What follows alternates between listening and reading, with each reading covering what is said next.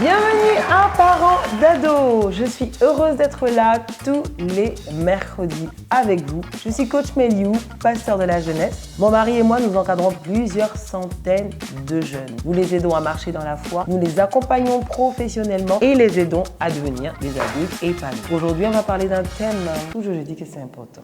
Mais aujourd'hui, c'est vraiment important. Bienvenue à Parents d'Ados.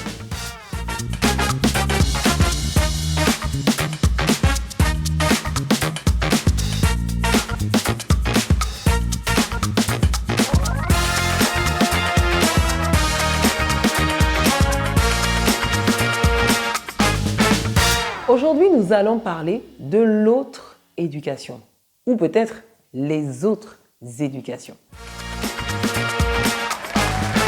Les expériences nous ont montré que les jeunes sont pleins de ressources et à la fois pleins de besoins.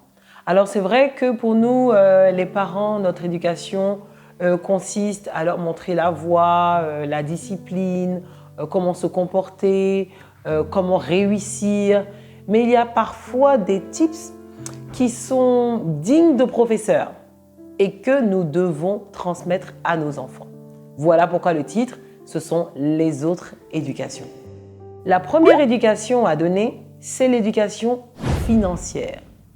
Aujourd'hui, les jeunes sont exposés à un besoin d'argent qui est presque malsain. En tout cas, en Côte d'Ivoire, tout ce qui est maraboutage, broutage ou prostitution qui ne dit pas son nom, gérer des busy, pouvoir s'acheter un téléphone, pouvoir voyager comme certaines influenceuses.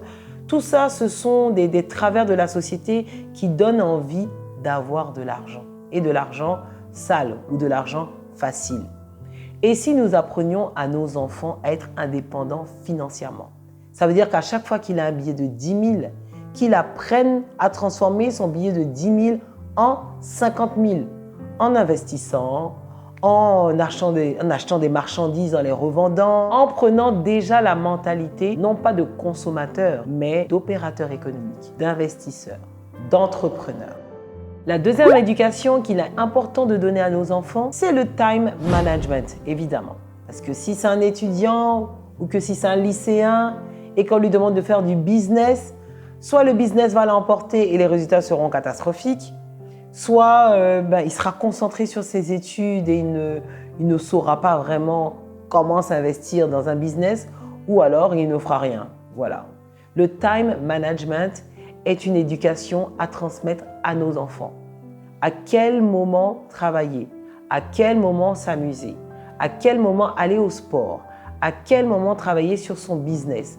Lui donner un agenda, une façon d'opérer, lui donner une to-do list. Quand tu te lèves le matin, voilà, tu te lèves à telle heure, crée tes automatismes, voilà tes routines, voilà l'objectif que tu dois te fixer, voilà le temps que tu te donnes pour l'atteindre et il faut que tu l'atteignes.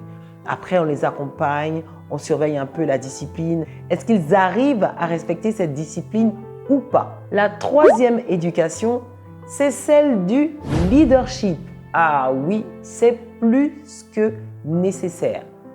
On en a parlé lors d'une vidéo de l'influence de la société sur nos enfants, l'influence des médias sur nos enfants, l'influence de l'école, des amis. Il y a tellement d'informations qu'ils ingèrent sur Internet qu'il est important pour un jeune de pouvoir être un leader dans son esprit.